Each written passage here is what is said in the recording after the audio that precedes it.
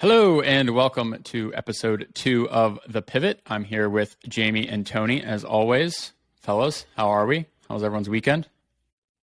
Weekends are always good.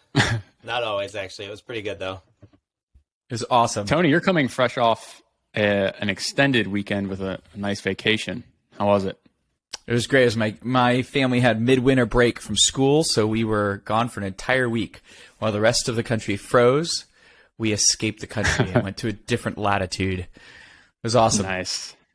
Yeah, you missed the Saturday snowfall in Virginia, which lasted all of about 45 minutes, but that was until it melted. Yeah. That is. I mean, that's the second time it snowed this year. So exciting times. Awesome. So to recap last episode, we chatted a bunch about how we would structure an open house event given a couple different limitations. One limitation being admissions people aren't going to show up. And how do we kind of want to structure an event given that? And then we took another route too and kind of wanted to pivot off of, well, what if there's limited faculty participation? And those each presented their own challenges that we've kind of explored and walked through a little bit more. So for this episode, would love to think about now marketing that event.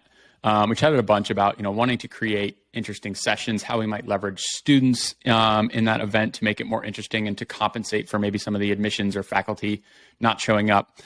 So thinking about marketing the event and then the kind of pivot really being off of, and I think this is something a lot of people can relate to, a pretty hefty decline in the show rate at events, particularly all, program open houses and things like that, where it's a much larger crowd. So,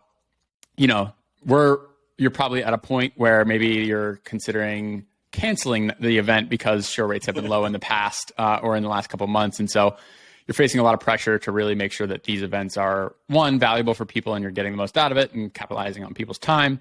But also, using this as a huge tool to generate applications and new students. So how would you really go about taking the event that we've structured and marketing it in a way that's going to increase that show rate so that we're not canceling these next year? Yeah.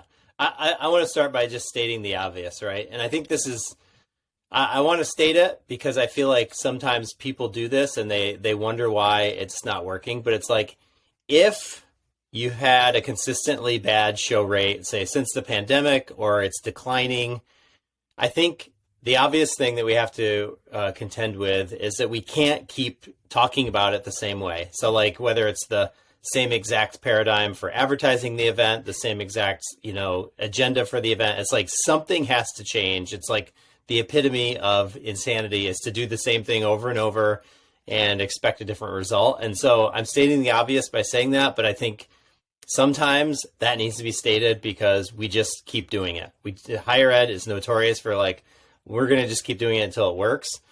So I think, here the limitations are we're missing out on an audience. We're either they're registering and not showing, or they're not registering at all. It's like, how do we frame this event up differently? So last week we really talked about what are some of the different elements. Sorry, not last week. Last episode feels like last week.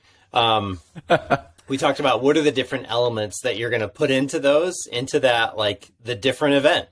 So to me, one of the obvious things is how do we talk about the new things that we're going to be doing and shape it differently so that way people see, oh, this isn't just the same old thing.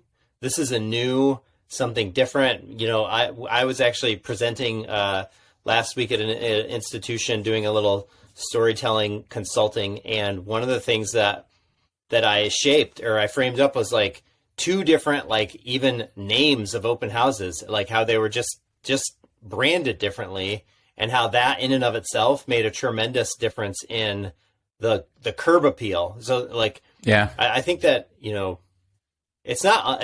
this isn't unlike the real estate market, right? We should think about what are the things that people want to get out of it, and how do we focus this on those needs and on the deliverables of the event, so that way they're saying, oh, this is way different than that thing that I looked at, 8 months ago when I got a postcard or when I was on the website or something like that. And I think that's where this gets hard, is you have to know where your specific breakdown is. I think this is so common right now. So many schools, this particular recruitment year kind of coming out of the pandemic. Like when we were in the pandemic, what did we see? And we did like a big research survey, and like every single school went to virtual events because they had to. And guess what? No big surprise. Virtual events, the show percentage went right up, right? It was up to about 50% on average, which is for virtual events was like a really big deal. Then things have come back and there's a mix of in-person, but there's still a bunch of virtual events. I don't care what event you're doing. I think what's hard is that when we do and market our events, the problem is we do the same things because they work or they worked in the past. And so it's really hard to let go of. It's really hard to say, we had 4 email invitations to this big open house, and generally that has always worked well for us. Yes, some different results in open rates and click rates on different emails, but on the whole, if we didn't send 4 emails, we definitely wouldn't have the 100 RSVPs, and the event wouldn't be a success. And so, but we're seeing this year really different results. Like I've seen very drastically different results for both virtual and in-person events, both grad and undergrad type of recruitment events, whether it's a program-specific info session, a general all admissions thing, meet with the faculty, or big open house. And I think the common denominator has been show gets really low. So I appreciate this pivot. What do you do when you had an event, you did a marketing for it, and it just didn't work like it used to work? You got to pivot.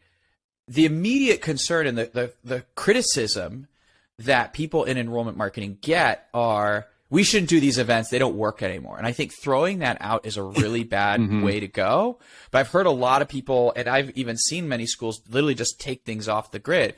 If there's one event I think is worth taking off the grid, it's external events, it's grad fairs and stuff like that, or just general college fairs. I just think that I've heard horror stories about those. But as far as you hosting your own events still work incredibly well for students, prospective students, to really engage and get an opinion and be likely to move to the next stage. I think what you have to do first is what, Jamie, you're getting at, is you have to find where your breakdown is. For some, it might be exactly what you're saying, Jamie. It might be, it's getting tired what you're calling it. You're calling it what you've always called it. You're calling it what every other school calls it. It might not be you, but it might just be that other schools like you are offering the same thing and the prospects are getting numb to it. It's not necessarily your fault, but you might need to change the name. So it might need a branding and like how you market it. But it also could be at the nitty-gritty of a particular channel or tactic that you have historically relied on that just isn't performing well. Could be because your emails aren't going through as much, or it could be because Facebook changed its algorithm and all of a sudden your ads that worked really well, they're not being shown to that same kind of audience. And so you have to really identify what is the thing or things that are performing well below what you normally get when you market the event. And then you do the pivot from there. Yeah, and I think that's a good point, because I think sometimes maybe when people think about a pivot for a marketing campaign and, okay, this tactic's not working, I need to try a different new tactic I haven't tried before, which is certainly an option, but there's also different ways to do the current tactic that you're doing. So just because email's not working doesn't mean that no matter what the email says or how it's structured or the subject line you use, it's just never going to work. That's not necessarily true. If you're emailing a super outdated list, sure, that's a different problem. That's not the email's fault. And so what do you think are some good, let's start maybe with like smaller level pivots of stay within the same tactic that people usually struggle with. That could be digital ads and maybe email and just your general kind of landing page performance. What are some small pivots that you can make to see increases, or at least test to see if there's an increase in any of those areas? Thinking, again, subject lines, body text, your digital ads compared to your landing page. Like there's tons of things you can do in there and not abandon the entire tactic as a whole. Yeah, I mean, the first thing that comes to my mind is like, how can you strategically use video, whether it's in email, on the landing page, maybe in digital ads, like going out. Like last week we talked about like, what are some of the, like, I think we originally started thinking about, okay, we have an open house where there's not many faculty that can make it, but there might be a couple. So how can we like highlight a faculty member? Like, how do we get them to do, something that has tons of like the fun factor is really high.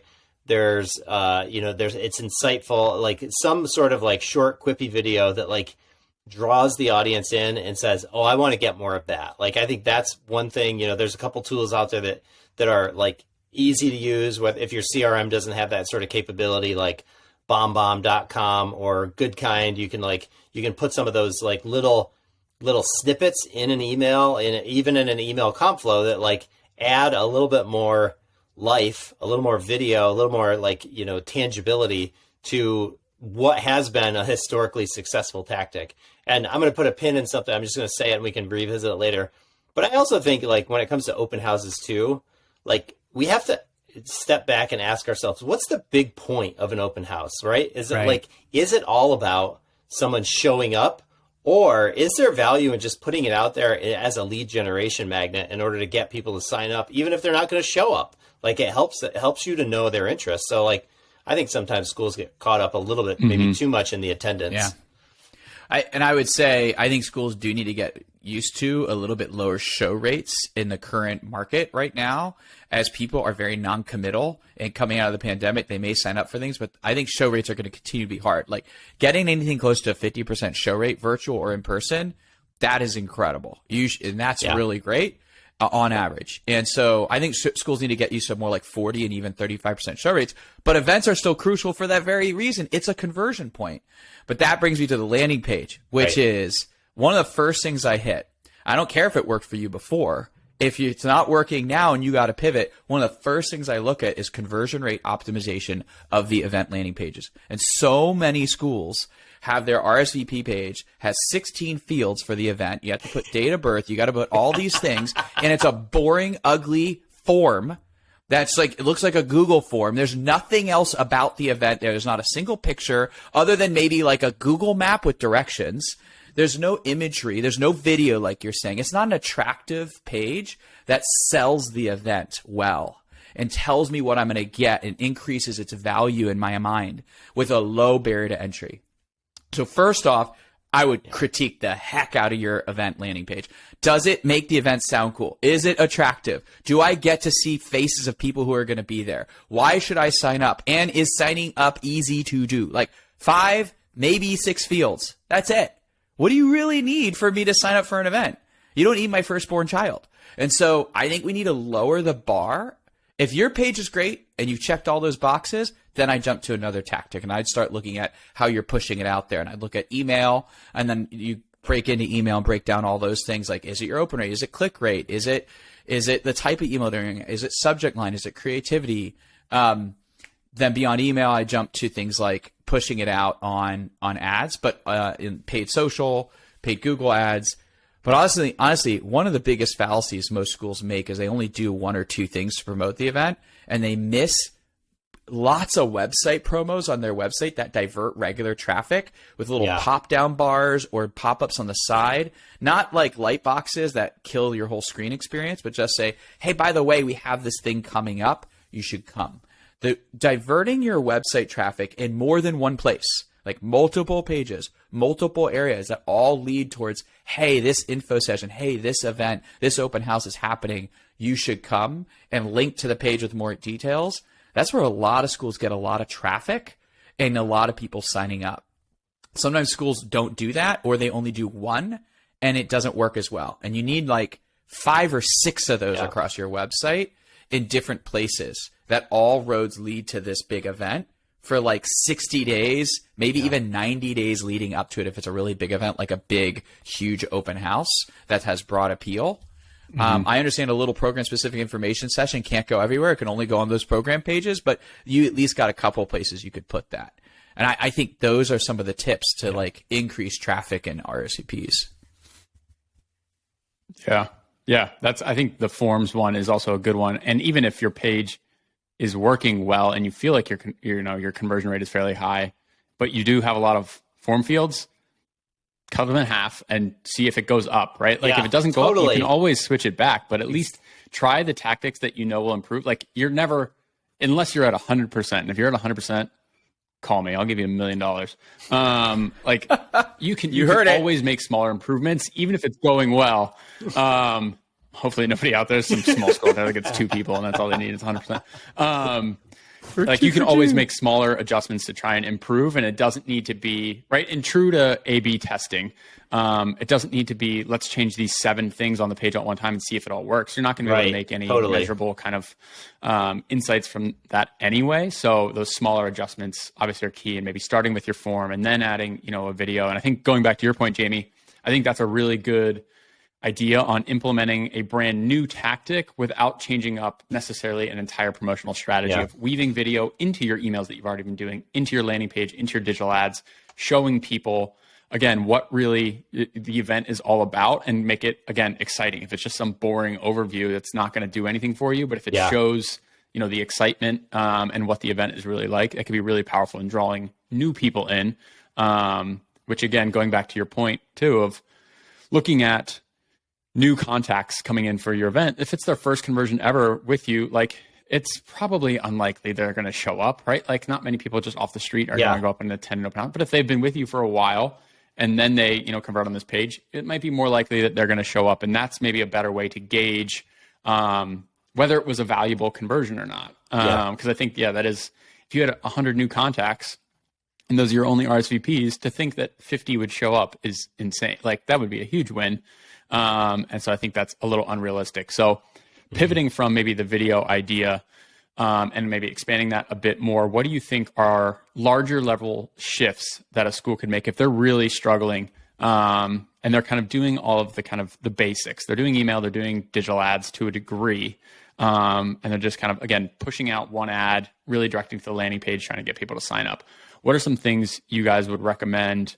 Whether it's, bringing back a mailer or, outside the box sort of stuff that people maybe have dismissed in the past and is outdated and now is kind of coming back. What are your thoughts on that? Yeah. I mean, I'm a big fan. I know that we all love to we love to hate direct mail, right? And we love to hate email sometimes too, but I am a big believer in direct mail for the right type of people. So I think a lot of times this might depend on your tech stack, but if you have a tech stack that allows you to see, engagement and, some of the behaviors that some of your students are doing, and I'm especially thinking of a more critical mass of, whether it's undergraduate students or, multiple grad programs that you're looking at, that you can do things like, targeted direct mail invitations or VIP note cards or something like that to these people who are obviously into your institution and looking hard and trying to figure out where's the delta between you and your competition. I think if those are the little things that bring them back, they're not that expensive, right? Every admissions office I've ever worked at or worked with has a stack of old cards that they have been sitting in their storage room that they use very infrequently. So put that 50-cent stamp on it, carve out an afternoon to write 30 or 40 of these to the high caliber people who are engaged with you, and give it a try. Again, it's that, like you said, with the form fields, it's there's really no loss in if you try it. And let's say you get 4 or 5 people that show up as a result of that, the chances are that those people, when they get here, if they're engaged, they're going to move forward. The other thing that I would say that I'm thinking of is and again, this is a little bit more of an undergraduate focus, but I don't think it has to be. But what are the things that you can do that are, swag incentives? How do you incentivize, putting on in your emails or in your video on the landing pages, anyone who attends, is going to get X or going to get, this waiver for their app fee or something like that, or even something more than that. How can you incentivize it that's really not going to cost you anything other than maybe some inventory or some things that, that you're probably going to waive anyway in the future? Put it out there in the front, make sure that's a hook and motivate people through incentive. Yeah, I was going to ask, it is partly an idea, partly a question. What I'm thinking about is outside the box, right? There's a lot of things I could share about how you could boost on the ad side, both paid social ads, particularly of how can we do more creative ads? We could talk about that, but my mind immediately goes to how can we take some of that ad dollars? Don't give it to Facebook. Don't promote it as your admissions team or whatever it is as the school. This is more for undergrad, but how could you really get some the attendees who you already know are like really excited, how can you get them to share it more organically and incentivize them? So Jamie, when I'm thinking about your idea, it's like, and you may be ready to give a t-shirt to everybody who comes, but like, how can you have a really cool swag incentive that says, hey, by the way, if you share that you RSVP for the event, thank you. If you share that you're coming to the event and share a link to this page, you'll get this. You'll get this other thing, like a Yeti cooler, something like that. Sweatshirt, a hoodie. You get a hoodie and not just the t-shirt, right? And so you get the hoodie or whatever it is, and not everyone's going to do it, but if a few of the attendees who have RSVP'd and said, I'm coming to your open house, they go share and say, hey, I'm going to such and such university's open house on October 18th and super excited about this. And they do that. That is even, I would incentivize, I would pay them to do that if you could. So using incentives that way is the outside of the box thinking. On the grad level, I was actually thinking about getting students or ambassadors to go and promote the event and paying them to push it out, for them to pay to boost their own post to more lookalikes and stuff like that. But that's a little bit more sophisticated. You got to make sure you've got the right audience criteria in there that they're boosting to. But I think that might sometimes be better than a traditional ad. As far as like how I would use the money, and give less money to like the ad gods and more money to individuals who have the networks. I think we're going to see this go further here as the social networks essentially become paid verification. It just came out this past week that Meta went and did the same thing that Twitter's doing, where they're going to create badges, and now we're all going to be paying basically to have like a certified instance, and those are going to have more reach than free accounts. It's not here yet, but it's coming soon. And so this idea of like the way we even do our paid advertising strategy is like micro advertising. It's micro little bits through people who actually have private networks. And so I just think we need to think about shifting. If I had $10,000 and I could spend a bunch on Facebook, Instagram, and LinkedIn and Google ads, you probably still need to do some of that, but I'd reserve some of that money for some more creative stuff. Yeah. That's a good point too. Just given, I mean, when we were talking about the event, we were talking about using student ambassadors in the event. And like, those are people that, prospective students want to talk to. They want to get their real perspective on. And so pushing that out, and incentivizing them to push out to their audience of, friends and family and things like that are probably people roughly in that demo. Again, not every single person is going to be in there, but even them posting on their own, their close friends and the people that are probably going to reach out to them are going to see it anyway, because they're engaging with their normal content more frequently anyway.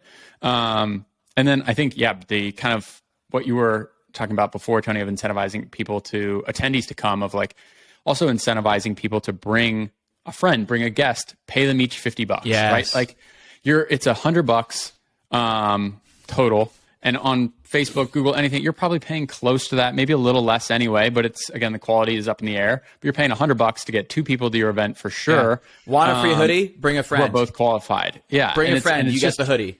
The cost per acquisition might even be a little less than it normally would be, and they're more qualified. Or it's really not that comprehensive of a strategy. It's as simple as, hey, bring a friend, we'll give you a $50 gift card to this place, whatever. Like, it's kind of that simple, and you still are increasing the quantity and quality of your leads potentially, with, again, a fairly small shift that may be a new tactic, but it just fits within your promotional strategy, and it's not necessarily tons of additional work for the team, which I think is always the hard part too, of if you want to move into Google ads for your event, and that's a big tactic change. Okay, well, who knows Google ads on the team? Who's going to go do that? You don't have time to go find a vendor. You don't have it's like, that's too much to learn in that amount of time. And I think that's some of the hesitation too with those bigger tactical level changes is, well, who's going to do it? Somebody's doing it for the first time. It's going to be very time consuming. I don't think many people in higher ed are just sitting there twiddling their thumbs all day. And so where's that time coming from is often, a challenge. And so looking at some of those quicker, more simple incentives could be a good approach. Yeah. Sorry, Jamie, I cut you off. Go ahead. I actually can't remember what I was going to say now. So, okay. Well, I got one for you. So we haven't talked about SMS text, and I actually think events, SMS text is crucial. It's crucial in two ways, but there's a problem with this. So this is a problem I'm not sure we're going to solve it. Because wait, are you presenting a problem and not a solution? I don't know. I'm not preventing. That's not allowed on the show. This is not a pivot yet. It's a pivot in the making. Oh, let's see if I can stump us. So it sounds really easy to do, right? And I think the easy way with SMS is for people who register for your event, you should be getting their phone number just so you can give them a reminder and directions. So it's like, hey, give us your phone number and we'll shoot you a little thing with a reminder and one-touch directions. So it's really easy to find the building we're going to be at or whatever that is, right? But that's after people who've already RSVP'd. How is that helpful to get people to RSVP? So I want to be able to say, well, you should shoot a text out. Here's a problem. So many schools don't have an opt-in list right now of mobile numbers that they can send an event promo text that says, hey, we've got this such and such information session on this thing that we know that you've expressed interest in. It's on this date. Click, RSVP here. And that would be great if you had actually captured my phone number earlier. But a lot of the schools, I see that they don't have that yet. And so it becomes this, well, you need to start building an opt-in list so that you can do something cool like that. And it starts actually with the events you are doing, building an opt-in list for just periodic updates on special events with reminders about them on how to get there and on future events that you might be interested in. So you got to get the wording and the subscription right. But I think at the end of the day, schools need to be building it out. But I think it's a bit of a problem of like, it's great for us to say, hey, use SMS text. And I think SMS text is becoming more important today in a world where email is getting really watered down. But it's a problem for schools that don't have mobile numbers or they have very few. How do they use SMS text more? How do they build that file quickly? Yeah.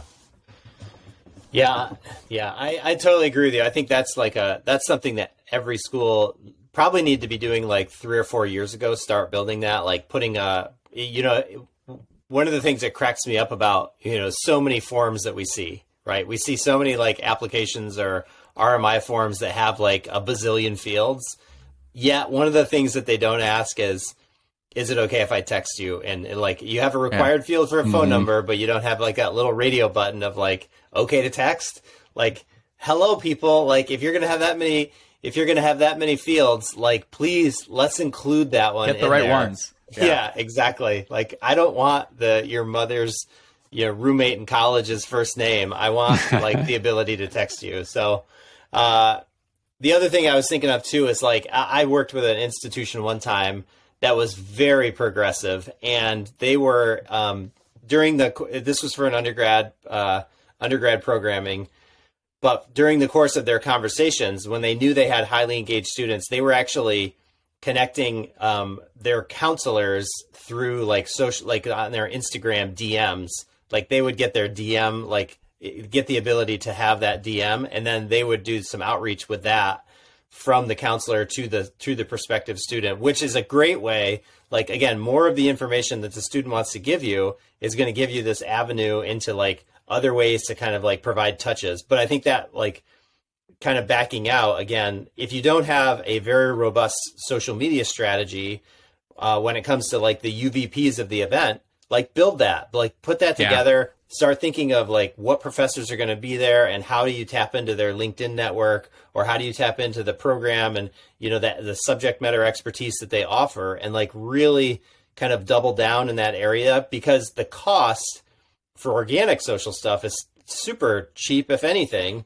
But if you can get that, like, reverberation through a network, through people who are like interested or, willing to share and things like that, like that's priceless.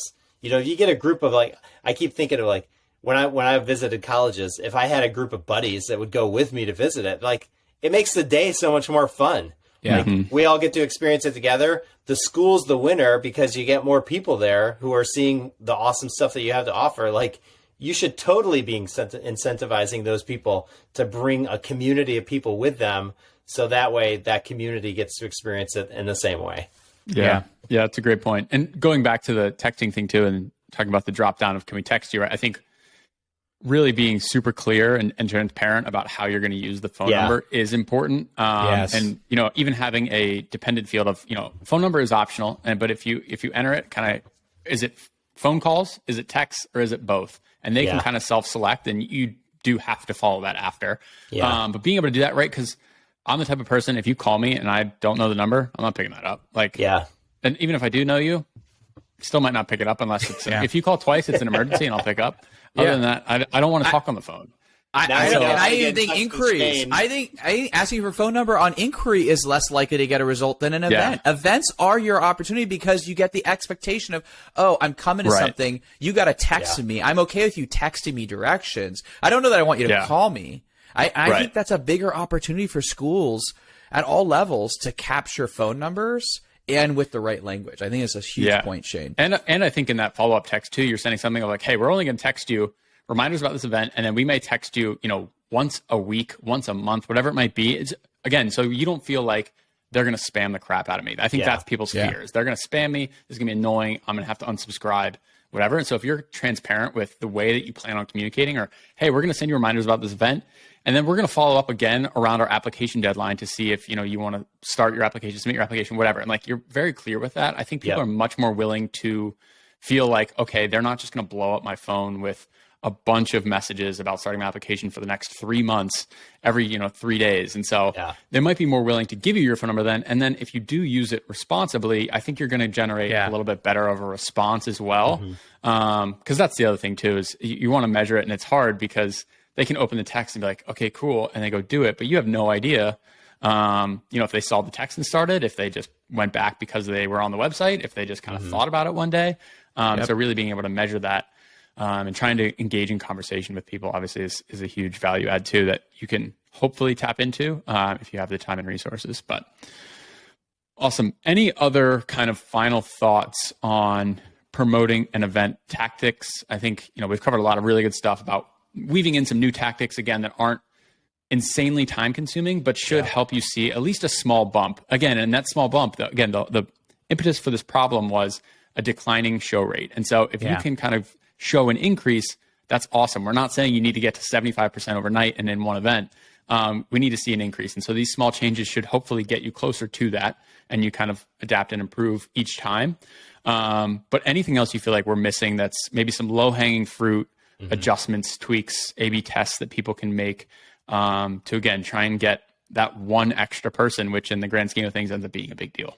Yeah, I mean, the only thing, I have two things that come to mind. One of them is like a little bit of a antithesis argument of like going back and making sure that the tactics that you have used historically, like that you can actually measure their value. And if you can't, like bag them, like get rid of, like stop doing radio ads and billboards because you can't necessarily measure like what they're actually doing for you. So that's one consideration. And the other thing I would say, depending on how, how your typical patterns go for the programs or for your events, like historically, go back to previous, event registrations, no-shows, and do personalized outreach to the people who didn't make it before, if they're not already on the list. Like most likely, if your CRM's good and if you're, paying attention to your data and that person hasn't like opted out or canceled out or deferred or whatever, you're hopefully going to have them included. But just making sure that the people who like maybe raise their hands once, if you can figure out, hey, why didn't you come?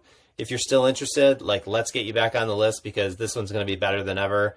And really just building that anticipation with the language, with this like refreshed look. Like, don't miss out on any opportunity to spin the new event the way that you want it to be spun. Yeah, that's a good one. I think what we're saying too, though, is like, look at the tactics you are using in your event marketing strategy, which, by the way, you should be operating out of an event marketing plan. And if you don't have an actual event marketing campaign planned out, that's your problem in the first place. But look at the tactics you are using in the channels. And typically, if your results are low, you probably do need to add some new channel or tactic. I know we said a lot about improving what you got, but you probably do need to add at least one new thing that you aren't doing to try and get a new stream or a new channel by which you can get people to RSVP to your events.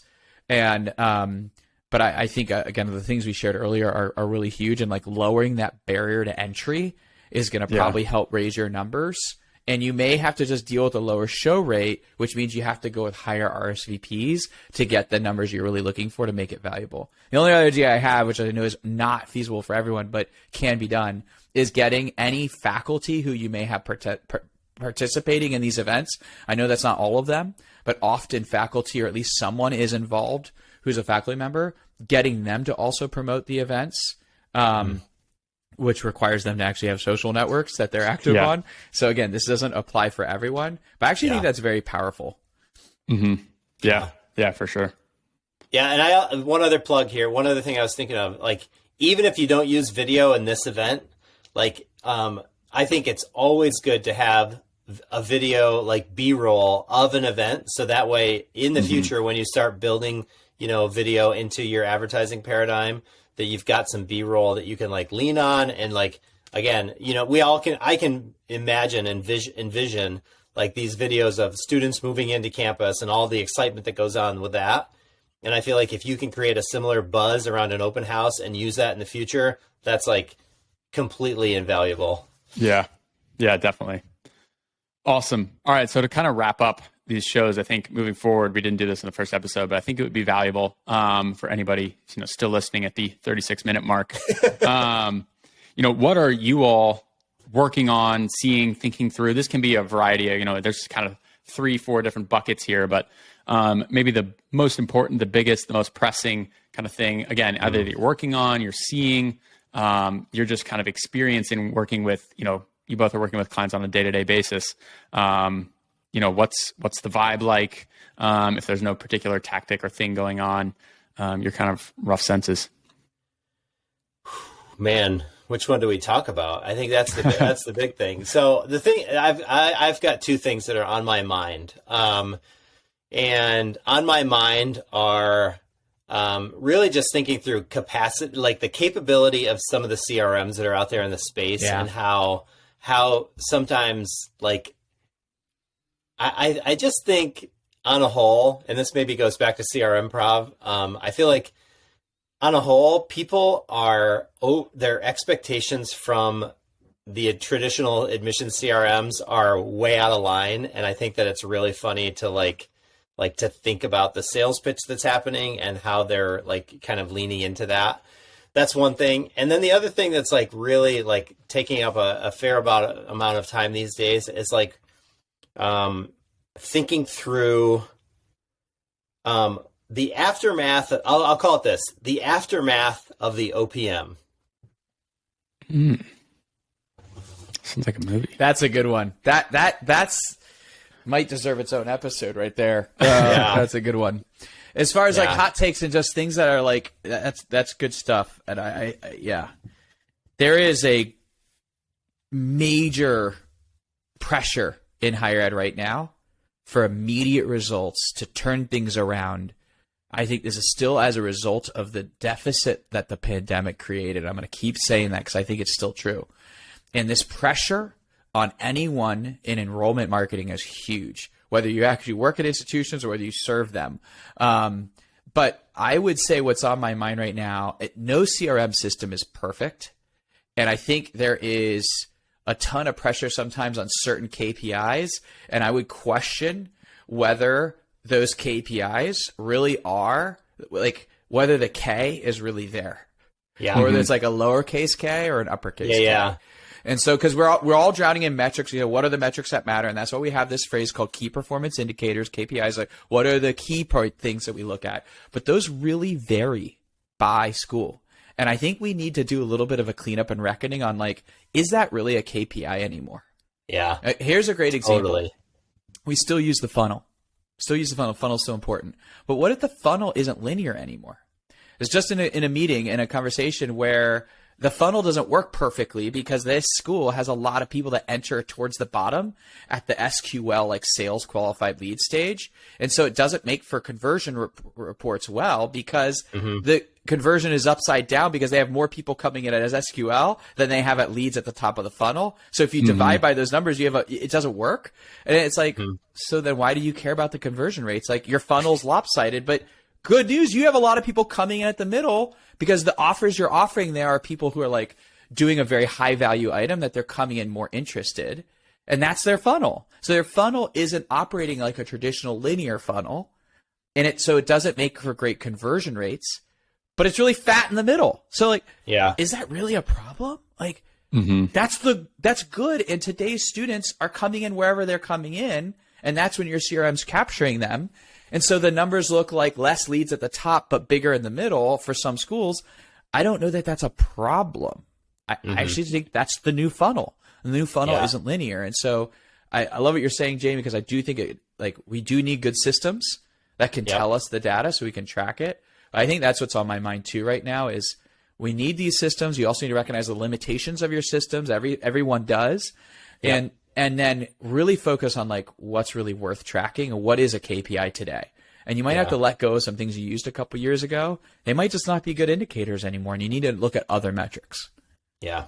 Yeah. And I think, tying both of your comments together, those people that are coming in at the bottom, that's not the first time they've done anything, right? That's the first thing you're seeing. And so with a good CRM that's tracking all these things, you can go back and see, okay, they were reading this page, doing this thing, right? And that's a problem because of the CRM, I would guess. And so, right, it's like once you really can get that ability to zoom out, you kind of are solving a little bit of your problem. Again, not that they're coming in as a lead and you're just missing them or whatever. It's a little bit more of they were viewing your website, they were on, following you on Twitter or whatever.